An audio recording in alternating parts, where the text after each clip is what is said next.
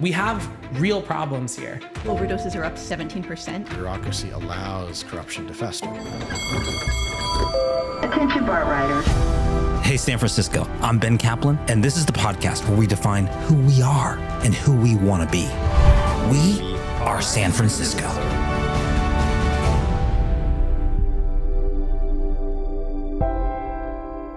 Hey, everyone. In this episode of We Are San Francisco, I sit down with three dynamic candidates vying for the District 5 supervisor seat. Autumn Hope, Bilal Mahmood, and Scotty Jacobs. Unfortunately, Dean Preston was unable to make it to the studio this time. Together, we dive into the heart of San Francisco's most pressing challenges: housing, homelessness, and the fentanyl epidemic. Each candidate brings a unique perspective and a clear passion for the community, offering bold solutions and sharing the personal stories that drive their campaigns. Let's dive in. Why do you want to run for the Board of Supervisors now? I've always wanted to run for office. Part of it is just fulfilling a lifelong dream, which is to get into public service. One day I was coming home from the algebra campaign, and there's this guy in the alcove under my apartment who's doing drugs, and he's lighting fires in order to do it. So I kind of knelt down next to him and said, hey, can you please move a few feet over so you're not putting my kids at risk?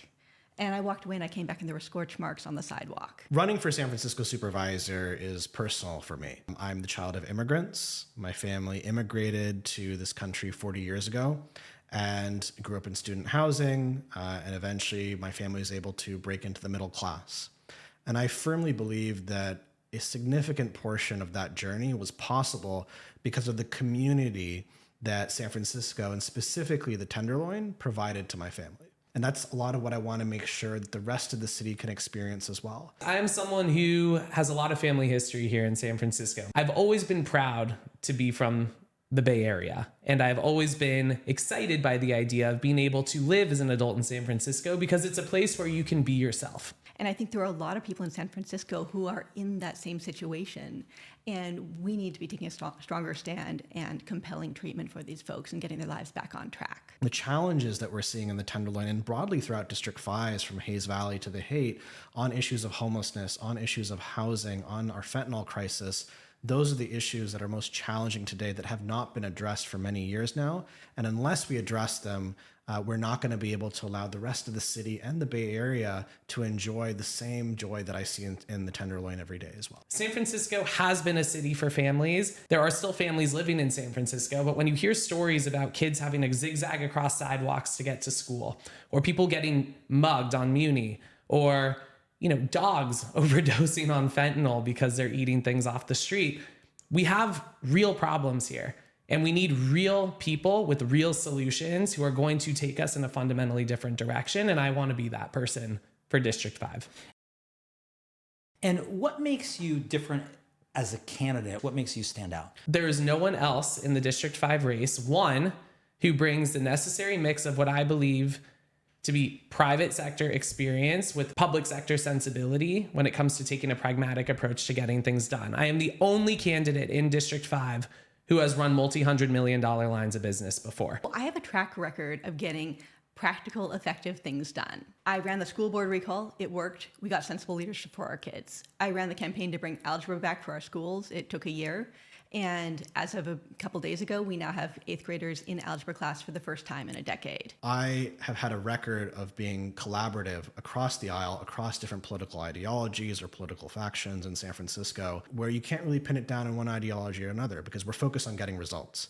San Francisco is on track for an $800 million budget deficit next year, a multi-billion-dollar budget deficit the following year.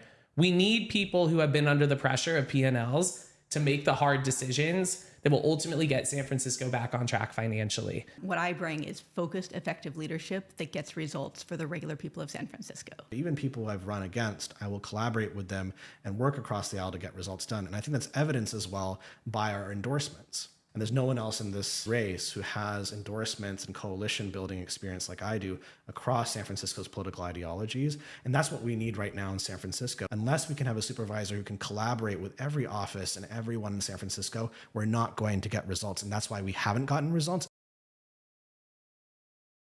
How would you explain the difference between yourself and, say, Dean Preston, who is the current supervisor representing the district? How long you got? I mean, there are a lot of things that make Dean and I very fundamentally different But to summarize. candidates. To summarize, Dean believes that all housing construction in District 5 should be 100% affordable housing.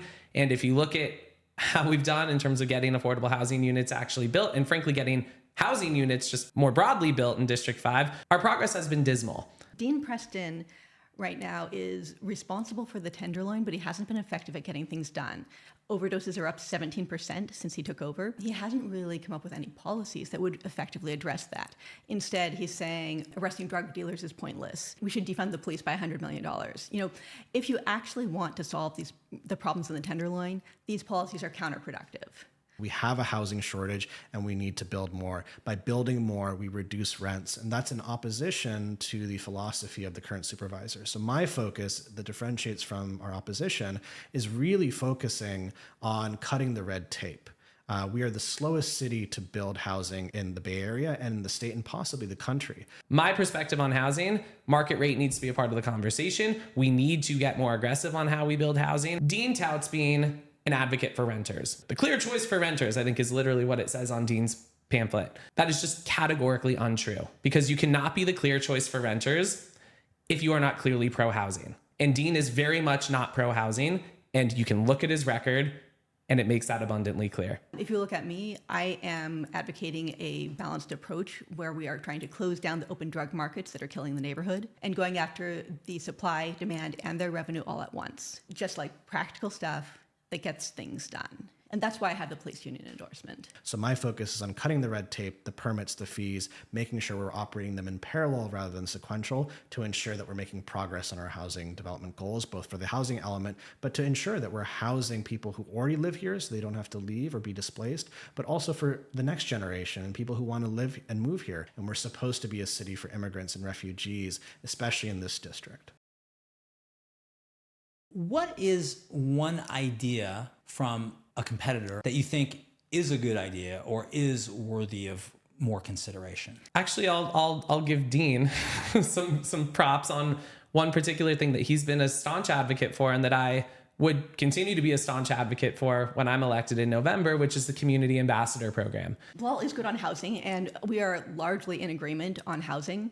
I think we do need to reduce the red tape and get more housing built in our district. There's a proposition on the ballot right now for the expanding Muni access. And so free Muni for youth, I will acknowledge, I support that program, and I acknowledge that Supervisor Preston had advocated for it before. And I think that's an example of transit is something that we can all collaborate and get around, is that we need to be supporting equitable access for transit, for seniors, for youth, especially in District 5. I am very much a believer that our approach to public safety needs to involve rounding out the toolkit of solutions that are the right size solutions for the situations that merit intervention from public safety officers. I do not believe that a fully funded police department simply means let's just hire more officers, although certainly closing the staffing shortage in the police department is something we need to prioritize as a city. But not every situation requires intervention by someone who has lethal force on their hip. We take 33 months to approve a housing project in San Francisco, and that's just ridiculous. A lot of projects fall through because of financing issues and other issues. Costs go up over those 33 months,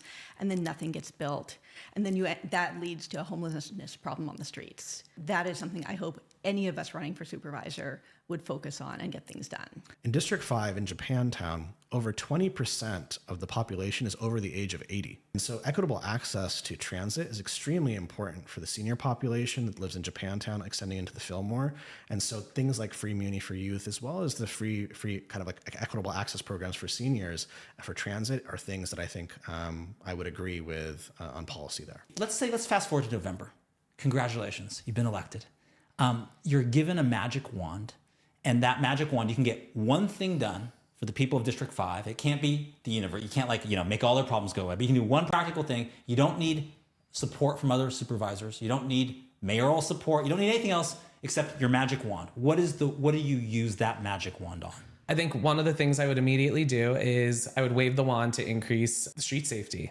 The Tenderloin is newly in District 5 after the last redistricting process, and it is also where we have the highest density of families in the entire city of San Francisco. Can I make the open drug markets go away in one sweep? You could, yeah. But how would you do that to do it with your magic wand? The thing about closing the open drug markets is it needs you can't do just one thing to close it. I would use it to address the crisis that's facing the district, which is our fentanyl crisis. We've been treating the Tenderloin in the community, in the neighborhood that I live in currently, as a containment zone for years, if not decades. And that is the most pressing issue that is facing now the district, where we've had over 800 overdoses due to opioids in the city, largely concentrated in the Tenderloin. I would wave a wand to make sure that we are increasing shelter capacity, to make sure that we are, one, able to get people off the streets as quickly as possible, that we are, two, making sure that we are linking people who are experiencing addiction with things like methadone clinics and buprenorphine and the treatments that we actually know work for treating the medical condition that is addiction. Finally, invest in street cleanliness. What I would do is I would put a grocery store back in the Fillmore. Their grocery store is slated to close in January 2025, right as the new supervisor is taking office. You have people losing not only access to groceries, but their pharmacy and their bank all at the same time. The neighborhood has a lot of elderly people. It has a lot of single parents, and they really depend on that grocery store. I don't want to leave them in a lurch. So if I could just magically keep a grocery store on that site, that's what I would do. And it's not just the people who are suffering on the streets that are suffering from this. It's the children and the families that live in the Tenderloin. And they can't come out at night because they're afraid of the drug dealers that are outside or the gunshots that are happening literally every month. There are actual solutions to address this problem that requires bridging coalitions and consensus across every level, from the mayor to the DA to the police to the sheriff's department. And that's why I've been advocating for a drug market intervention strategy. I'm running for the Board of Trustees because City College holds the key to solving San Francisco's toughest challenges. If you care about safe streets and a fully staffed police department, care about City College. Will you join me?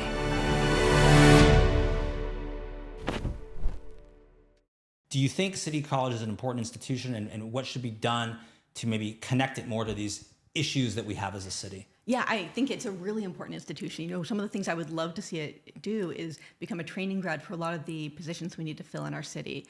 If we could train people to become police officers, train people to work in behavioral health and mental health, I think that would be a great way to bring up staffing in areas where we're really short with people who already have a connection to the city. The primary problem we have with a lot of these issues that we're talking about are actually a delivery of services. It's a management problem, not a budget problem. And I think that's the issue that I've seen in City College. It's the issue I've seen on the school board. It's the issue I've seen on the board of the supervisors as well. We need to have better governance and better management of the budgets that we already have. And I think that what that takes is people who've actually had experience in the private sector and the public sector. There are systemic problems that have a huge ripple effect in terms of our ability to make sure that the people who are working on the streets of San Francisco for the city of San Francisco actually live in San Francisco. And so, yes, it's City College, but yes, it's increasing the housing stock and expanding the middle income tier of housing units in San Francisco. Do you think that San Francisco city government is corrupt? I'm not prepared to say that it is systemically corrupt, but we certainly see instances of corruption on a basis that is far too regular for my level of comfort. I think a lot of the time it's kind of like soft corruption, right? We're trying to do too many things and we're not tracking the results of anything. So I think there is a lot of that sort of corruption. There is, and I think it stems from a systemic bureaucracy problem.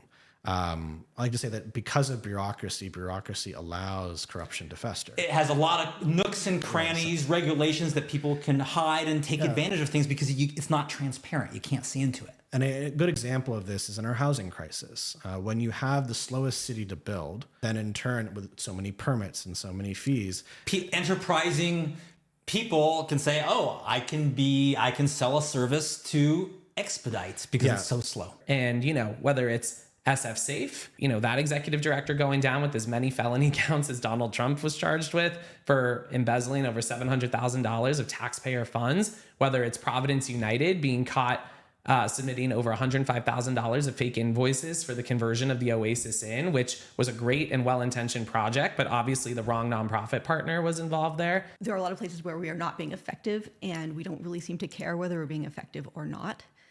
I think we need to take a hard look at whether what we're doing is actually getting results for the people of San Francisco. And that's especially important because we are facing a massive budget deficit. A great example of this that intersects all these things, directly in District 5, there was a Trader Joe's that opened in Hayes Valley. It took 10 years to open that Trader Joe's. There's a bunch of different reasons why, but one of them was that Trader Joe's is part of a condo development that was also significantly delayed because of different permitting issues. But because of those significant delays, the developer of that project was bribing Mohammed Nuru, who's now indicted and then in the FBI. Former head of public works, kind of the highest profile case of someone of a huge abuse of power. So this one Trader Joe's was, because of bureaucracy in our housing development process, got caught up in a corruption scandal. I will go so far as to say that we do have a nonprofit industrial complex in City Hall.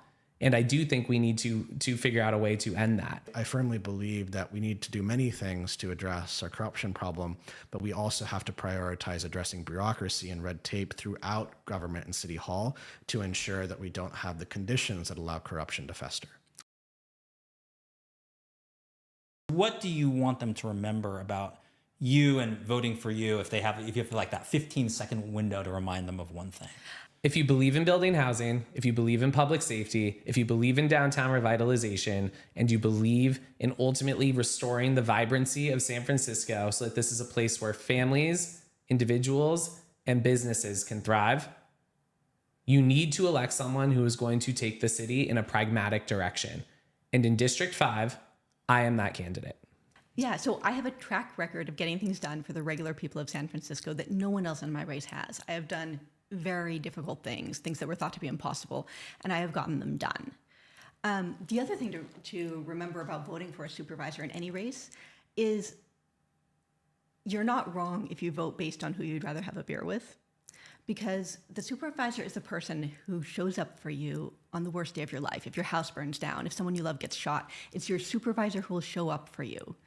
And it's important to pick someone who you feel would take care of you, who would both be effective and who would be able to help you through it emotionally on the worst day of your life. I love this district. I love San Francisco. I have worked my life on helping marginalized communities on a range of issues, from small business to housing to climate change. I've worked in the Obama administration and nonprofits and the private sector. I have over a decade of experience of getting results on these issues. And we've had 4 years of a lack of progress on our housing crisis, on our affordability crisis, on our fentanyl crisis. I have the experience to actually get results and bring people together across San Francisco's different political aisles and neighborhoods to get results and bring everyone together for a better San Francisco for all. Thank you for joining us on We Are San Francisco. Thank you, Ben. Awesome, thank you. Thanks so much.